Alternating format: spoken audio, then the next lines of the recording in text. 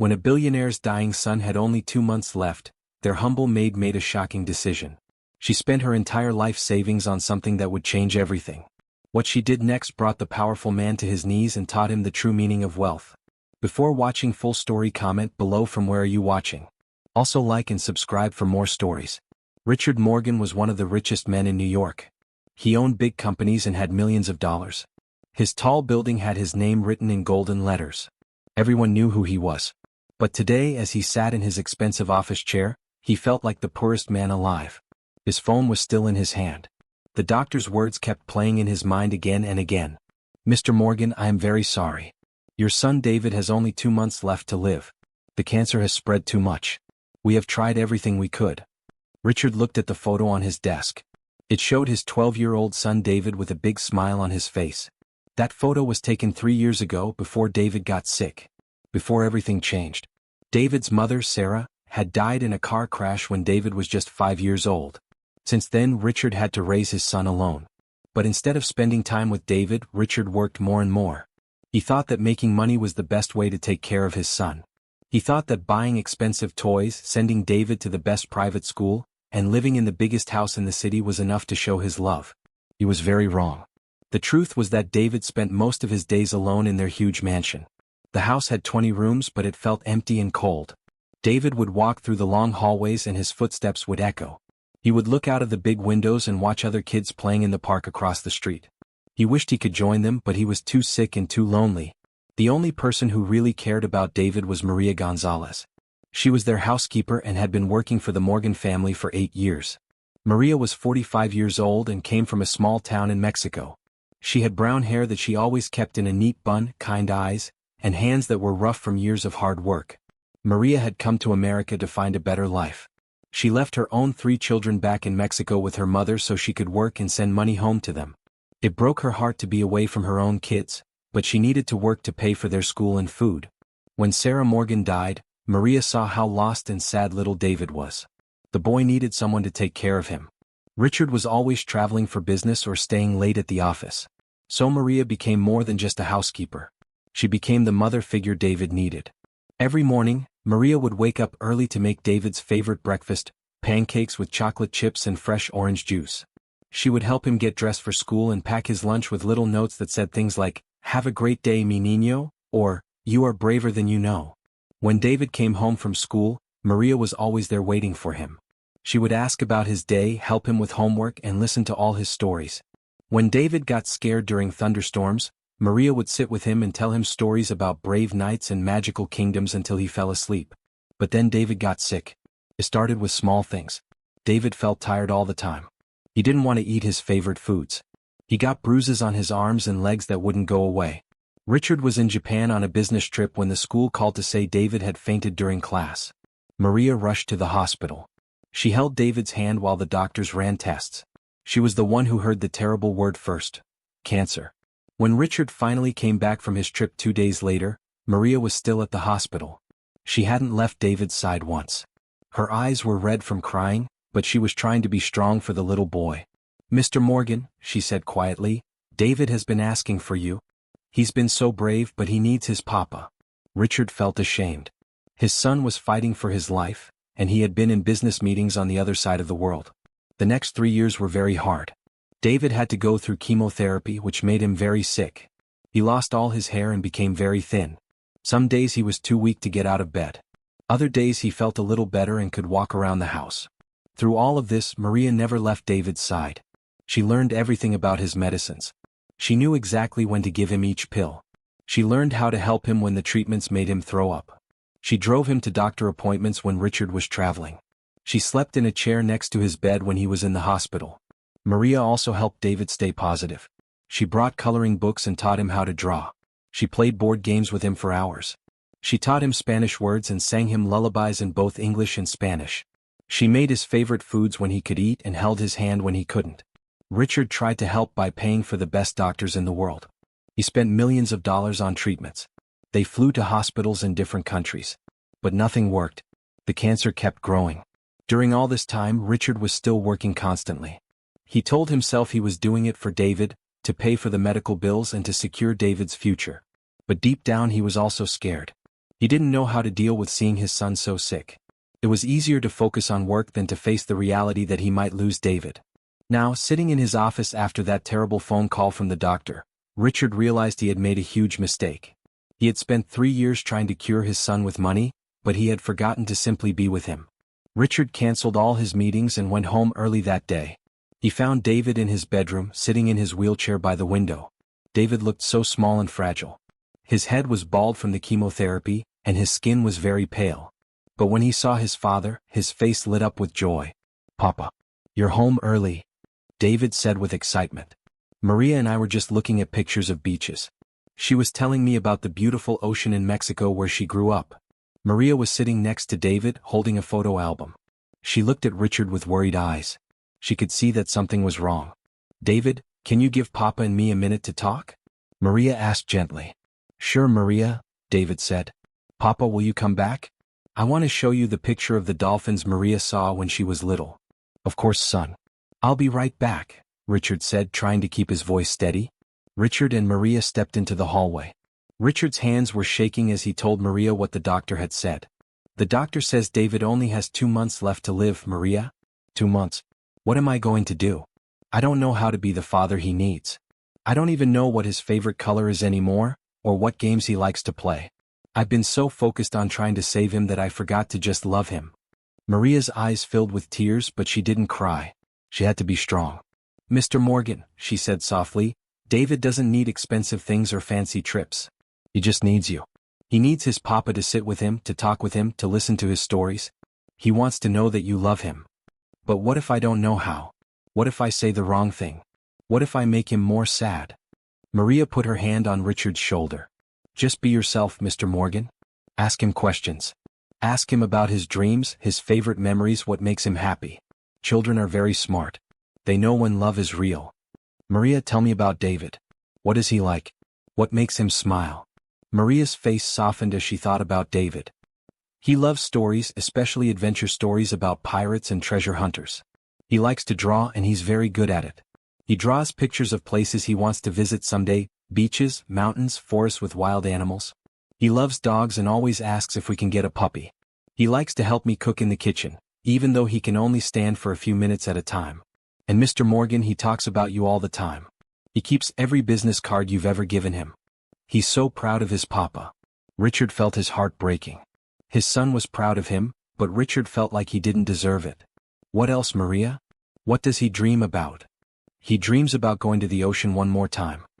He remembers when Mrs. Sarah took him to the beach when he was very young before she died. He talks about building sandcastles and watching the waves. He wants to see dolphins jumping in the water.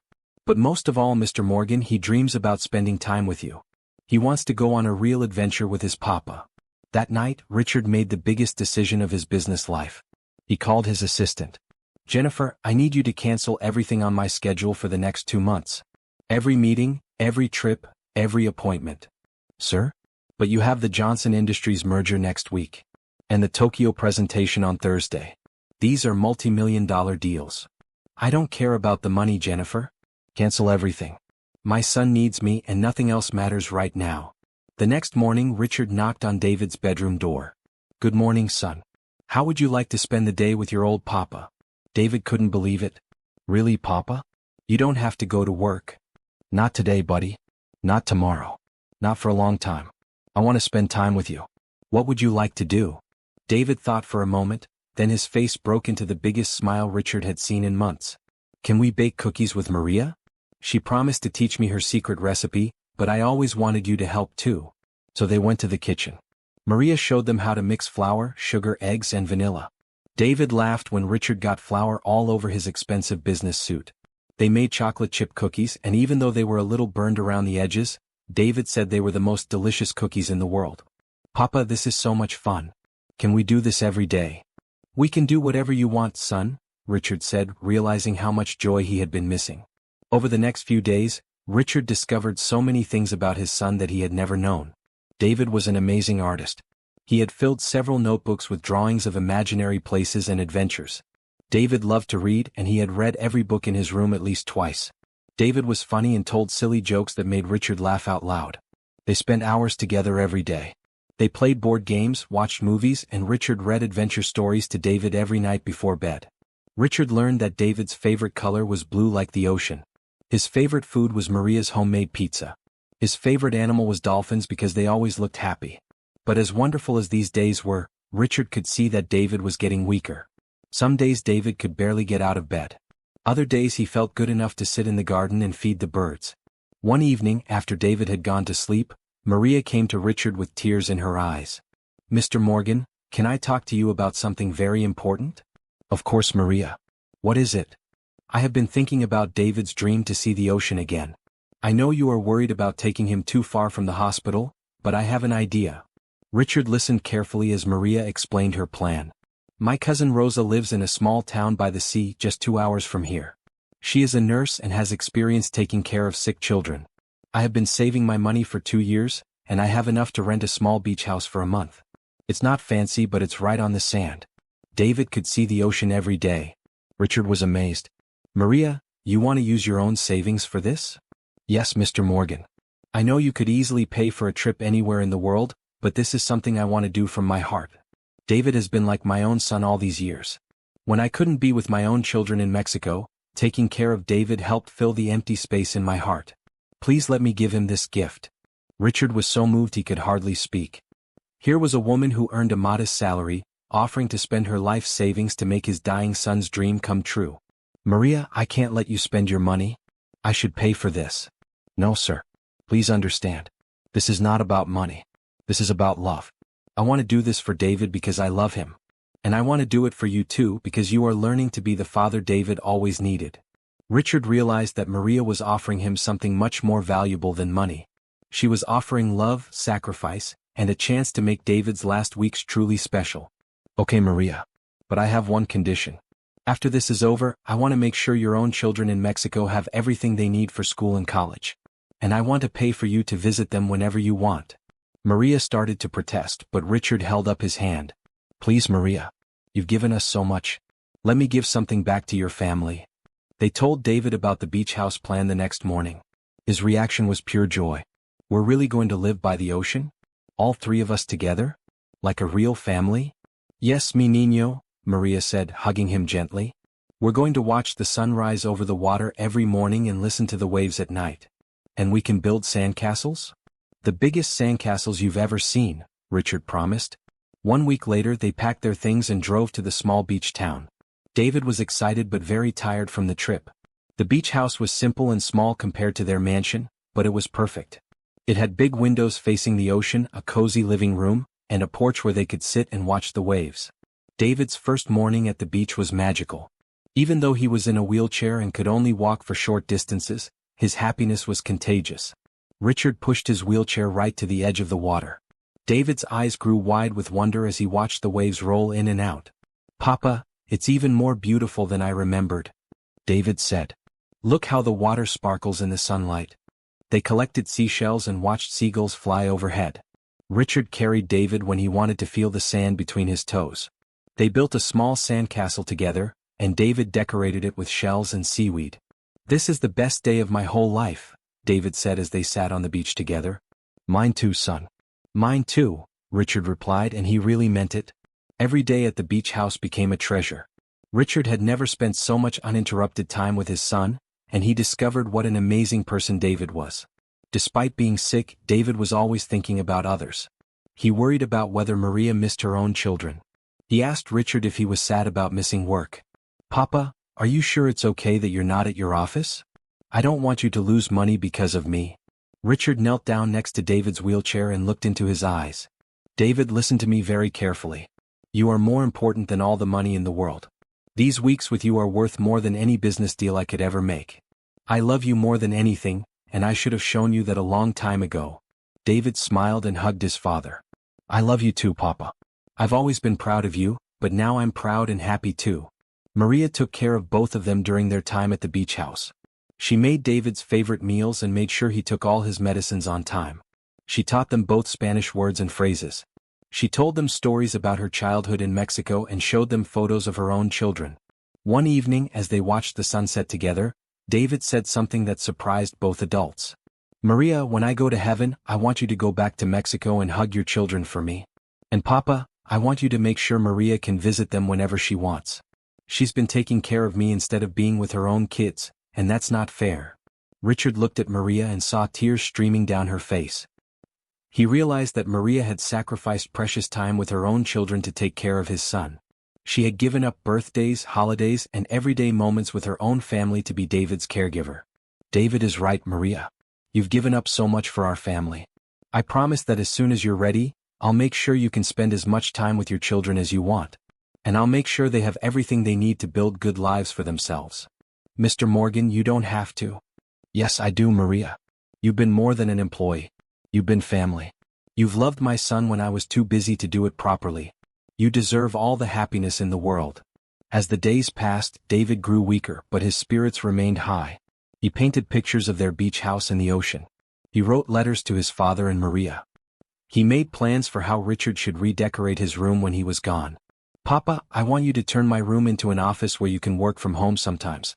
That way, if you have another family someday, you'll remember to spend time with them." Richard's heart ached. Even facing death, his son was thinking about others and trying to teach his father important lessons. "David, you've taught me the most important lesson of my life. You've shown me that love is more valuable than money, and time is more precious than gold. I promise I'll never forget that." One morning, David woke up feeling very weak. He could barely sit up in bed. Richard and Maria both knew that the end was very close. "Papa, Maria, will you stay with me today? I don't want to be alone." "We're not going anywhere, my brave boy," Richard said, taking David's hand. "Never, mi amor," Maria added, stroking his hair. David smiled peacefully. "I'm not scared anymore. I'm actually happy. I got to spend these wonderful weeks with both of you. I got to see the ocean again. I got to feel like we were a real family. And Papa, you learned how to be my daddy instead of just my provider." That afternoon, David asked them to help him finish writing some letters he had started. One letter was for Richard. "Dear Papa, thank you for staying with me these past weeks. Thank you for reading me stories and building sandcastles and learning how to make cookies. Thank you for finally being my daddy. Don't be too sad when I'm gone. Remember to take time to watch sunsets and listen to birds singing. Remember that love is the most important thing in the world. Take care of Maria because she's an angel. I love you forever and always. Your son, David." The letter from Maria said, "Dear Maria, you have been the best mama a boy could ask for. Thank you for taking care of me all these years.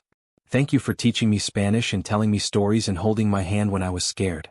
Please go see your children and give them huge hugs from me. Tell them they have the best mama in the world. You are my guardian angel. Love always, David." David also asked them to help him write a letter to Maria's children in Mexico. "Dear Rosa, Miguel, and Sofia, your mama is the most wonderful woman in the world. She took care of me like I was her own son when my mama died. She taught me how to be brave and kind and loving. She missed you every day, but she stayed with me because I needed her. Now I want her to come home to you. Please take good care of her and remember that she loves you more than all the stars in the sky.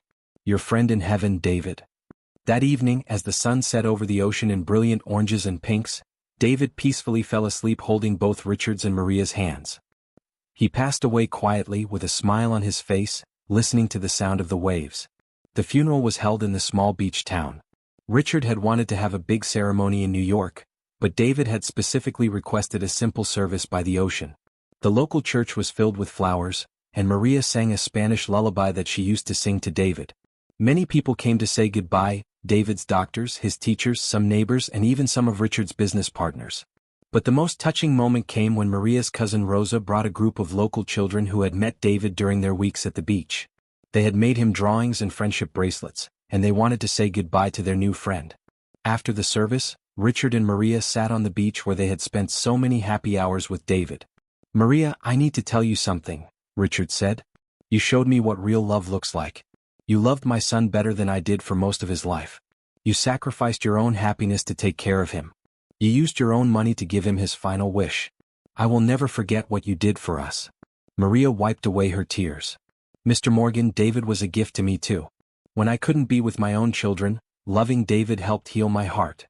And in these last weeks, watching you learn to be his father, seeing how happy you made him, that was beautiful.